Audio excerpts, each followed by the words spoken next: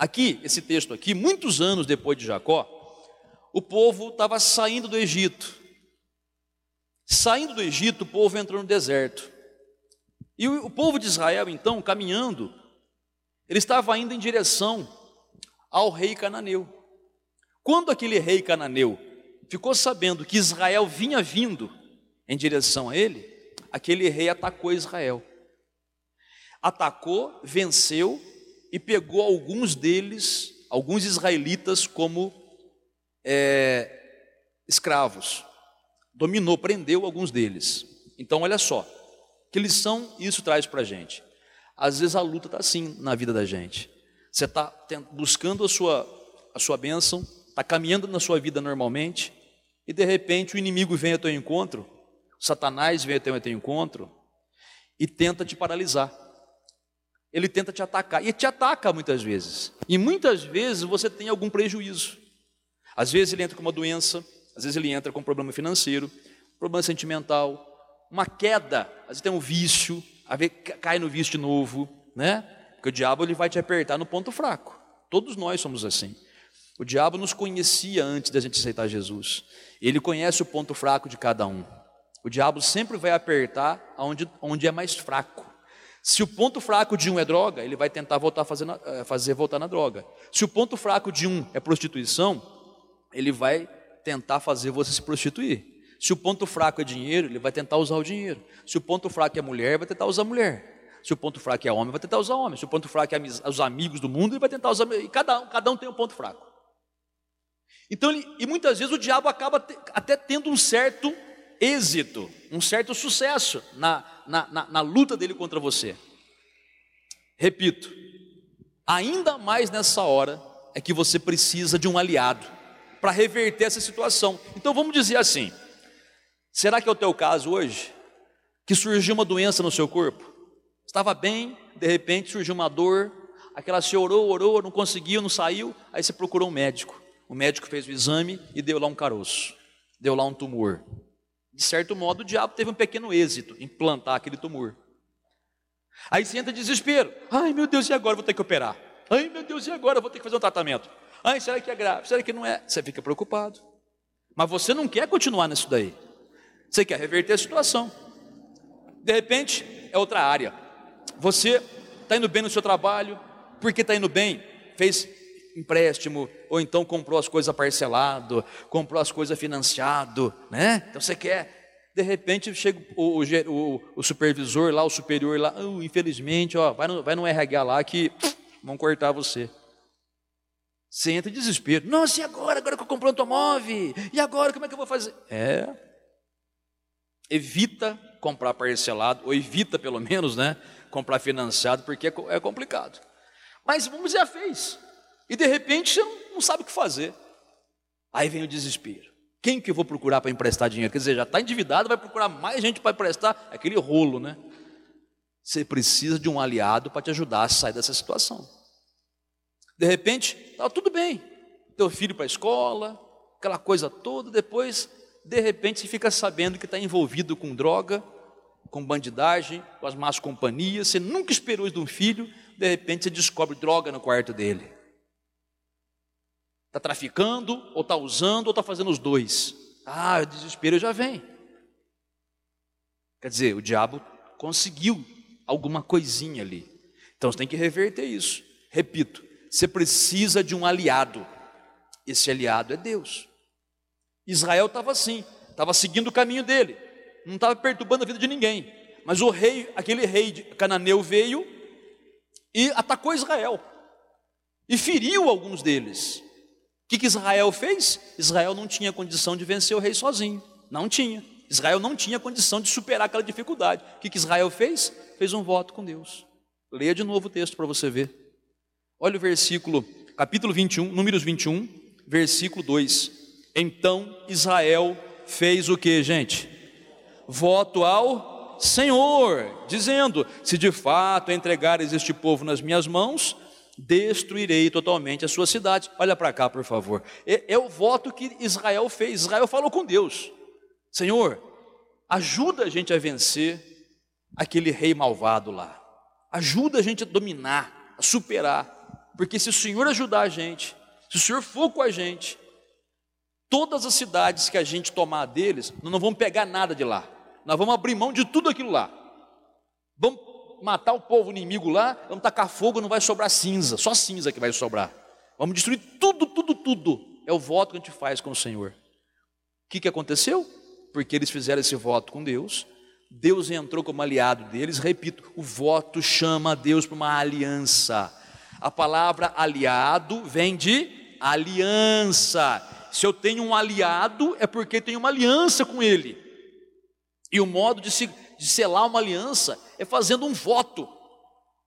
Que nem quando a gente faz casamento na igreja. O casal troca os votos, né, de casamento, prometo ser fiel, tal, te amar, te respeitar, para selar aqueles votos, eles trocam alianças. Sim ou não, gente? Aliança de ouro, né, geralmente, né? Não tem que ser de ouro, né? Não é isso, é um símbolo apenas.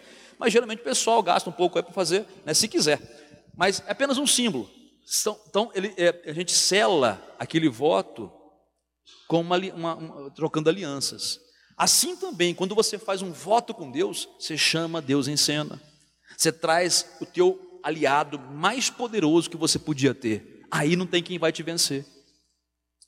Então, quando eles fizeram aquele voto com Deus, aí eles atacaram aquele rei malvado, venceram aquele rei malvado e destruíram, porque cumpriram o voto, toda a cidade daqueles cananeus. Amém, pessoal? Repito para você, que poder que há num voto, não? Que poder que há num voto? A doença que não sai, você já orou, já ungiu com óleo, tomou banho de óleo, né? Passou sal, fez tudo, orou, pediu oração, nada. Será que Deus não está dizendo para você, escuta, eu, que papel que eu tenho na tua vida? Me chama em cena, mostra a tua fé, faz um voto comigo, faz um voto, mas faz um voto com coragem. No comecinho da reunião, lembra? Por que tem pessoas que não conseguem ter Deus como aliado? Prático, aliado, vamos dizer, na prática.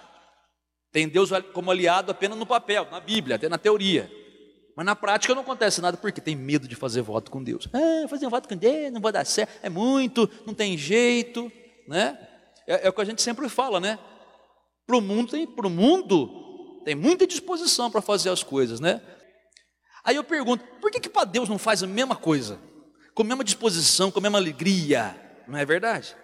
É isso que eu quero dizer para você, gente. Acorda para a vida. Desperta, ó tu que dormes. Desperta. Deus tem tanto para fazer, mas ele tem que ser buscado. E buscado para valer, com atitudes práticas. Quando você faz um voto com Deus, ele entra em cena.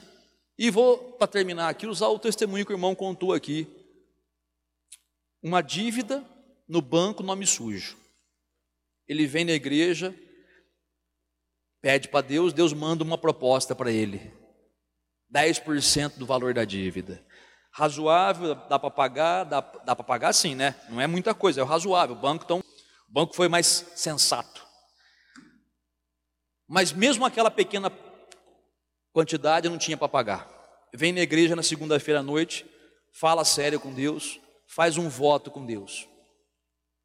Na segunda-feira que ele recebeu a cartinha do banco, na segunda-feira à noite, na campanha Só os Grandes Voam Alto, faz um voto com Deus. Na terça-feira o advogado liga, dinheiro que fazia tempo que estava parado, enroscado, não saía, né? Estava enroscado, saiu agora, está liberado. Então eu te pergunto, tanto tempo para sair, por que só vai sair depois que ele faz um voto com Deus? No dia seguinte, sabe por quê? Porque Deus entrou na parada. E quando Deus entra na parada, não tem juiz, não tem advogado, não tem crise financeira, não tem crise econômica, não tem crise de país, não tem nada. Nada segura a mão de Deus, nada. Mas quando você dá chance para ele se manifestar. Jacó deu chance para Deus se manifestar. Olha que virada de vida que teve Jacó. Para quem saiu humilhado de casa, envergonhado, voltou de cabeça erguida, rico, abençoado, com um monte de filho, né? E chegou lá vitorioso. Israel ali, humilhado de início, o rei inimigo aparentemente tinha vencido, Israel não aceitou aquilo, apelou para Deus, fez um voto com Deus. Israel podia ter ficado com as riquezas das cidades, podia ter colocado a mão no ouro, na prata, mas Israel falou, não queremos isso não, vamos abrir mão disso. Podíamos ficar? Podia, mas se a gente ficasse, ia ser maldição para nós. Então, a gente não fica com nada. apenas o Senhor dá vitória para a gente. E Deus honrou a eles dando vitória. Por que que você não faz a mesma coisa? Faça um voto com Deus. Deus não mudou, gente. A palavra de Deus fala assim: eu, o Senhor, não mudo. Não mudo, não mudo. Eu sou o mesmo Deus de Jacó. Eu sou o mesmo Deus daquele povo de Israel. Mesmo Deus. A Bíblia fala que Ele é o mesmo ontem, hoje e será para sempre. Se Ele atendeu o apelo da fé naquele dia, naqueles dias de Jacó, dos israelitas, Ele também atende ao apelo da fé hoje. Repito, eu não sei qual é o problema que você está vivendo. Pode ser doença, pode ser um problema crônico, pode ser um problema sentimental, pode ser o que for. Chama Deus em cena, deixa Ele agir na tua vida, prova o poder de Deus, e assim será em nome de Jesus. Amém, pessoal? Levanta as duas mãos para o céu, por favor. Fala assim comigo: olha, meu Deus, Deus de Jacó, Deus de Abraão, Deus de Isaac, Deus vivo, eu creio na tua palavra, e tanto creio que agora, Senhor, eu te chamo como meu aliado. Entra na minha vida e faz a diferença, porque da minha parte eu também agirei na fé, e a minha vitória que o Senhor prometeu, pela fé eu tomo posse, em nome do Senhor Jesus, amém. Dê uma salva de palmas para o Senhor Jesus bem forte.